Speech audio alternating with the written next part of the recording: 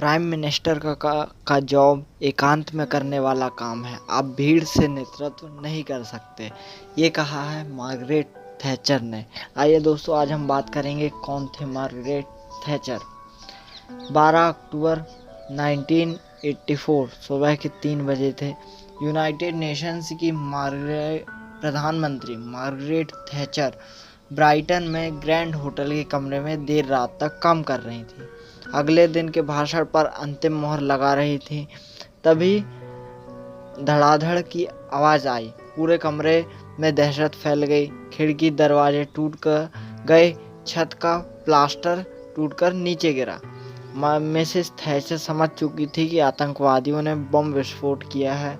पहले उन्हें लगा कि बम विस्फोट सड़क पर खड़ी कार में हुआ है, लेकिन थोड़ी देर में ध्यान में आया कि बम विस्फोट उनके कमरे के ठीक ऊपर वाले कमरे में हुआ था। गलती से बम ऊपर के कमरे में रखा गया था, मतलब आतंकवादियों को सही जानकारी नहीं थी, अन्यथा मिसेस थैचर की मौत निश्चित थी। कुछ ही सेकंड में उनके स्टाफ कमरे में पहुंचे और उन्होंने प्रधानमंत्री और उनके पति डेनिस जीवित हैं यह सुनिश्चित किया। सुरक्षा व्यवस्था के गुप्तचरों ने उन्हें तुरंत दूसरी जगह स्थानांतरित किया, क्योंकि तुरंत दूसरा बम विस्फोट होने की संभावना थी, मतलब और भी बम हो सकते थे। तल मंजिल पर आने के बाद उन्होंने नीचे आने के बाद होटल के उन्हें स्वागत कक्ष के अंदर घुटन, बालों और तथा कपड़ों की धूल, नाक मुंह में गया धुआं का एहसास हुआ। होटल में से उन दोनों को निकालकर, मार्गरेट थैचर और उनके पति को निकालकर पुलिस कार में बैठाकर ब्राइटन पुलिस स्टेशन ले गए। उन्हें चाय पिलाई गई तथा प्राप्त सभी समाचार दिए गए। मिसेस थैचर को बम ब्लास्ट करने वालों के बारे में पक्का मालूम था कि किसने यह विध्वंसक कार्य किया था, मतलब उनको जानकारी थी। बीते 25 वर्षों से आयरिश रिपब्लिक आर्मी दहशत फैलाने के लिए सीरियल बम ब्लास्ट कर रही थी। एक गुट था ये, जिसमें हजारों लोगों की मौत हो गई और कई घायल हो गए। मार्गरेट थैचर तथा उनके स्टाफ को दूसरे पुलिस स्टेशन ले जाया गया, मतलब एक पुलिस स्टेशन से दूसरे पुलिस स्टेशन ले जाया गया, जहां उन्होंने कपड़े बदले। निजी सहायक सिंधिया कॉन्फर्ड के साथ घुटनों के बल बैठकर प्रार्थना की। उसके बाद स्वास्थ्य को ध्यान में रखते हुए थोड़ी देर आराम किया और सुबह होते ही 6:30 बजे दूरदर्शन पर समाचार देखें। तब उनके परिचित और निकटतम लोगों ने निधन एवं घायल होने का समाचार मिला। इस संकटकालीन स्थिति में मार्गरेट थैचर ने अपने स्टाफ तथा सुरक्षाकर्मियों को तुरंत गाड़ियों की व्यवस्था करने का आदेश दिया। उन्हें तय कार्यक्रम में कॉन्फ्रेंस में भाषण देने पहुंचना था। उन्होंने अपने भाषण में अभी अभी हुए बम विस्फोट के बारे में कुछ भी नहीं कहा, मतलब उन्होंने ये नहीं बताया हमारे करीबियों का देहांत हो गया है, बम विस्फोट किया गया, अटैक हुआ था, कुछ भी नहीं बताया। लेकिन भाषण के अंत में मिसेस थैचर ने कहा, यह सीरियल बम विस्फोट मतलब महारानी का लोकतांत्रिक तरीके से निर्वाचित सरकार और ब्रिटिश नागरिकों को विकलांग बनाने का षड्यंत्र है। लेकिन सच्चाई यह है कि इतनी भयानक दुर्घटना को सहते हुए दृढ़ निश्चय एवं शांत बल से यह एकत्रित हुए हैं। यहाँ हमला असफल रहा, इस बात का प्रतीक इतना ही है, भविष्य में लोकतंत्र को समाप्त करने के लिए उठाए गए आतंकवादी मंसूबे को भविष्य में भी इसी प्रकार असफल किया जाएगा। ये उनका भाषण है जो उन्होंने सुबह दिया था। मिसेस थैचर का उद्बोधन बहुत ही भावना प्रधान था। सभी ने खड़े होकर तालियों की गड़गड़ाहट सुनकर अभिनंदन किया। लोग पसंद करते थे उन्हें। इस जानलेवा हमले के बाद मिसेस थैचर का साहसिक नेतृत्व और आत्मसमर्पण नहीं करने के स्वभाव के जैसे हुए। मार्गरेट थैचर को आयरन लेडी क्यों कहा जाता है, चलिए ये भी जान लेते हैं। मार्गरेट थैचर सन 1979 टू 1990, इस लंबे समय तक यूनाइटेड किंगडम की प्रधानमंत्री रही ब्रिटेन की। सन 1975 से 1990 की कालावधि में उन्होंने कंजर्वेटिव पार्टी का नेतृत्व किया, ये उनकी पार्टी का नाम था। 1992 में हाउस ऑफ कॉमन्स से सेवानिवृत्ति ली, रिटायर। महारानी एलिजाबेथ II ने थैचर को बैरोनस थैचर ऑफ लिंकनशायर से सम्मानित किया, एक पुरस्कार दिया। लिंकनशायर यह मार्गरेट का जन्म स्थान था। 13 अक्टूबर 1925 के दिन मार्गरेट हिल्डा रॉबर्ट्स का जन्म हुआ और पिता अल्फ्रेड तथा मां बीएट्रीस दोनों किराना सामान की दुकान चला रहे थे। किराना दुकान के ऊपरी मंजिल पर मार्गरेट तथा उनकी बड़ी बहन का बचपन बीता। क्रिश्चियन मेथोडिस्ट चर्च का सभी पालन करते थे। क्रिश्चियन। जब मार्गरेट मात्र 9 साल की थी तब उन्हें उस साल का बेस्ट स्कूल वर्क पुरस्कार मिला, पढ़ाई में अच्छी थी मतलब। बड़ी क्लास की लड़की ने उससे कहा, तुम बड़ी भाग्यवान हो इसलिए तुम्हें यह पुरस्कार मिला। तब नन्ही मार्गरेट थैचर ने जवाब दिया, भाग्यवान हूँ इसलिए नहीं, मैं इस पुरस्कार के योग्य भी हूँ इसलिए मुझे मिला। विजडम थी। विद्यालयीन शिक्षा पूरी करने के बाद मार्गरेट को समरविले स्कूल में केमिस्ट्री की पढ़ाई के लिए छात्रवृत्ति प्रदान की गई। 1943 में मार्गरेट ऑक्सफोर्ड में आई, ऑक्सफोर्ड यूनिवर्सिटी कंजर्वेटिव एसोसिएशन पर प्रेसिडेंट निर्वाचित हुई। 1947 में वह स्नातक हो गई। उनके अध्ययन का विषय था एक्स-रे क्राइस्टैलिग्राफी। भविष्य में वे प्रथम महिला प्रधानमंत्री के रूप में लोकप्रिय हुई, पहली महिला थी जो प्रधानमंत्री बनी थी। फिर भी वह अभिमान के साथ कहती थी, मैं शायद प्रथम साइंस ग्रेजुएट प्रधानमंत्री हूँ। उन्होंने साइंस लिया था। उन्होंने 1948 में इंपीरियल केमिकल इंडस्ट्रीज इस एक प्रसिद्ध कंपनी में नौकरी के लिए आवेदन दिया था, जिसे स्वीकार नहीं किया गया। पर्सनल डिपार्टमेंट ने उसके आवेदन पर लिखा था, यह महिला बहुत जिद्दी, अपनी बात को सच करने वाली महिला है। संक्षेप में कहें तो साहसी नेता बनने के गुण थे। कुछ दिनों तक रिसर्च केमिस्ट के पद पर काम करने के बाद मार्गरेट ने कानूनी की पढ़ाई की। 1959 में नॉर्थ लंदन से पार्लियामेंट सदस्य के रूप में निर्वाचित हुई। तत्कालीन प्रधानमंत्री एडवर्ड हीथ के शासन में secretary of state for education and science के पद पर कार्य किया। सन 1975 के इलेक्शन में एडवर्ड हीथ को हराकर वे निर्वाचित हुई तथा कंजर्वेटिव पार्टी का नेतृत्व किया। सन 1976 को श्रीमती थैचर का भाषण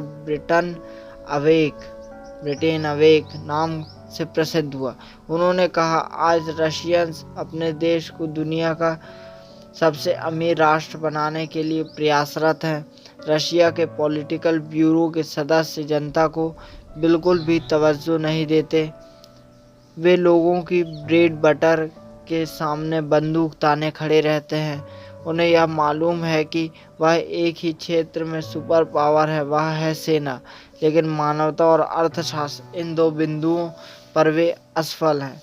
अब गलतियां करके काम नहीं चलेगा। रशिया के लोगों को ऐसा लगता है कि सैनिक शक्ति के आधार पर आर्थिक और सामाजिक स्थिति में उनकी प्रगति होगी।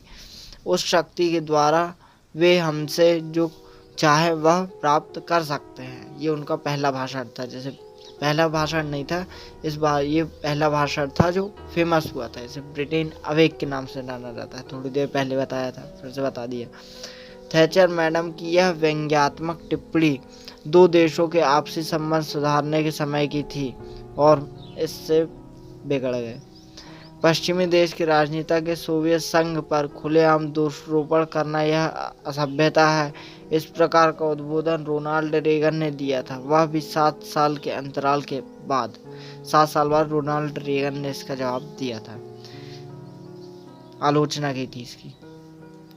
इस भाषण के बाद सोवियत डिफेंस मिलिट्री न्यूज़पेपर, जो रेड स्टार के नाम से प्रसिद्ध है, उन्होंने थैचर को द आयरन लेडी की उपाधि से नवाजा। रशिया की आंतरिक भावना इस प्रकार से प्रशंसा कर अपमानित करने की भले ही थी, लेकिन थैचर ने उसे अपनी प्रशंसा के रूप में स्वीकार किया। इस घटना से थैचर का सम्मान ब्रिटिश जनता में वृद्धिंगत हुआ। थैचर के चरित्रकार चार्ल्स मूर कहते हैं कि सोवियत संघ मार्गरेट थैचर का शाश्वत दुश्मन हमेशा से रहा है।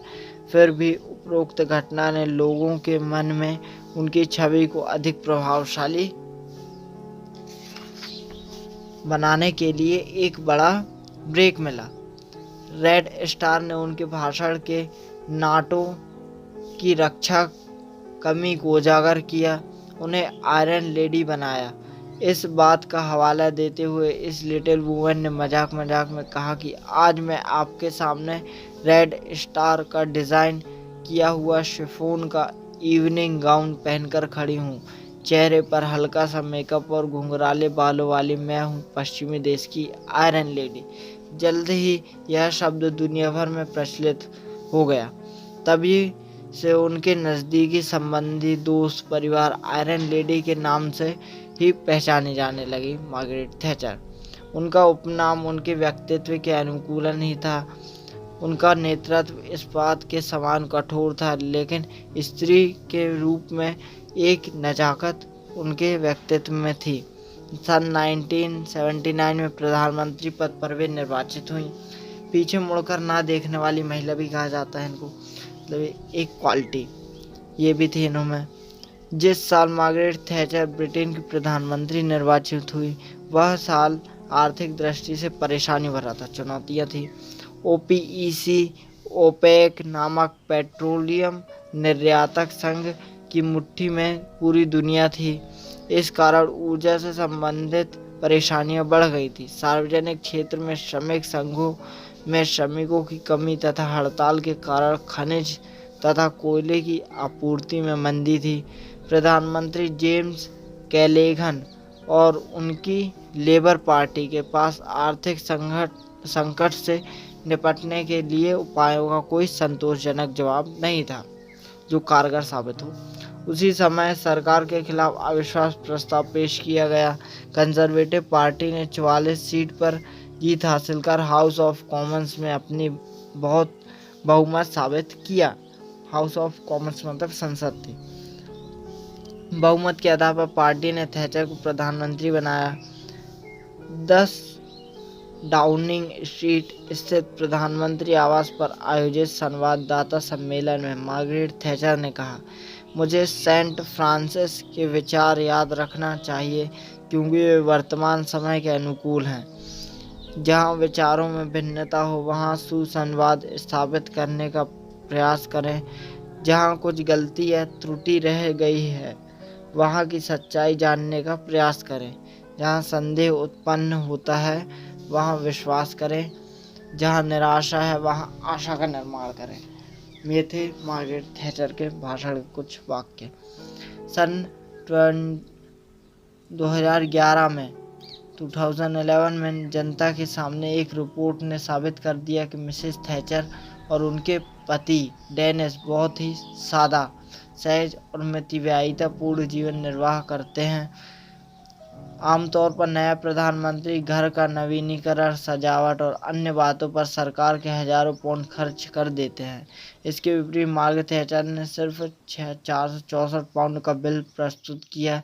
इसमें चादर, दरी, तकिए के गिफाल, पिलो कवर तथा 209 पाउंड का कांच सामान खरीदने का व्यय था। 19 पाउंड के प्रेस के टेबल के बिल के साथ उन्होंने बड़ी विनम्रता के साथ कहा, हम केवल एक ही शयन कक्ष का उपयोग करते हैं। मिसेस थैचर पदभार ग्रहण करने के बाद फ्री मार्केट इकोनॉमिक प्रोग्राम के एक अर्थव्यवस्था कार्यक्रम लागू करके ब्रिटेन की आर्थिक मंदी को दूर करना तय किया। ये एक प्रोग्राम पेश किया गया। टैक्स में कटौती, सभी लागतों को नियंत्रित करना, ब्रिटेन के वित्तीय नियंत्रण को दूर करना उनके एजेंट भी शामिल था। पहले 2 सालों तक आर्थिक स्थिति संतोषजनक नहीं थी। थैचर की लोकप्रियता तथा उनकी नीति के कारण आर्थिक स्थिति ठीक हो रही थी। उनका ये प्लान काम कर रहा था, कारगर साबित हो रहा था। प्रधानमंत्री को अपनी योजनाओं पर विश्वास था। 1980 तक वहां की अर्थव्यवस्था स्थिर नहीं थी। तब लेबर पार्टी ने मांग की कि थैचर ने अपनी योजनाओं के लिए यू टर्न लेकर आर्थिक नीति में परिवर्तन करना चाहिए। विरोध किया गया। उसी समय कंजर्वेटिव पार्टी के अधिवेशन में उन्होंने कहा कि जो कोई भी मुझे मीडिया के माध्यम से यू टर्न लेने की सलाह दे रहा है, उन्होंने स्वयं उचित प्रतीत हो रहा हो तो पीछे हटना चाहिए। यह महिला पीछे मुड़कर देखेगी नहीं। उन्होंने कहा, आप जाइए यू टर्न, हम नहीं जाएंगे। Lady is not for turning U turn, lady is not for turning, ये उन्होंने अपने वाक्य में कहा। यह पंक्ति उन्होंने बड़े आत्मविश्वास भरे लहजे में कही। तब उन्हें 5 मिनट तक स्टैंडिंग ओवेशन दिया गया, मतलब लोगों ने खड़े होकर तालियां बजाई। उनका यह वाक्य भविष्य में ध्येय वाक्य बन गया। मिसेस थैचर अपने प्रखर विचार तथा इच्छा शक्ति से विरोधियों को बेनकाब करती थी। अपने सिद्धांतों नीतियों पर उनकी इस्पात के समान मजबूत पकड़ थी। उसी प्रकार एक स्त्री की प्राकृतिक ममत्व गुणों से भी वे भरपूर थी। सन 1982 में ब्रिटेन की अर्थव्यवस्था में कुछ प्राप्ति हो रही थी कि अर्जेंटीना की सेना ने फॉकलैंड द्वीप पर हमला किया। मिसेस थैचर ने तुरंत अपनी रॉयल नेवल फोर्स भेजकर अर्जेंटीना को वहां से हटवाया। उनकी इस बहादुरी भरी प्रतिक्रिया से निश्चित रूप से उनकी रेटिंग बढ़ी। युद्ध का खर्च तथा कई अच्छी बुरी घटनाओं के परिणामों के प्रति वे जागरूक थी। HMS शेफील्ड युद्ध के जंगी जहाज डूब गए, जिसमें 20 ब्रिटिश मल्लाह की मृत्यु हो गई। सैनिकों, यह समाचार ज्ञात होने पर मार्गरेट थैचर अपने निवास पर रो रही थी। उनके पति उन्हें समझा रहे थे, युद्ध ऐसा ही खूनी होता है, इसका अनुभव मैंने लिया है। सेना में थे शायद उनके पति। इस प्रकार साहसी नेतृत्व के कारण मार्गरेट थैचर 1983 में फिर से निर्वाचित हुई। अब देश की अर्थव्यवस्था में जबरदस्त प्रगति होने के कारण 1987 में तीसरी बार वे पुनः प्रधानमंत्री बने। उनके नेतृत्व का छठा पहलू बहुत ही मजबूत एवं अभिमानपूर्ण रहा। Thank you so much guys. ये थी मार्गरेट थैचर की स्टोरी।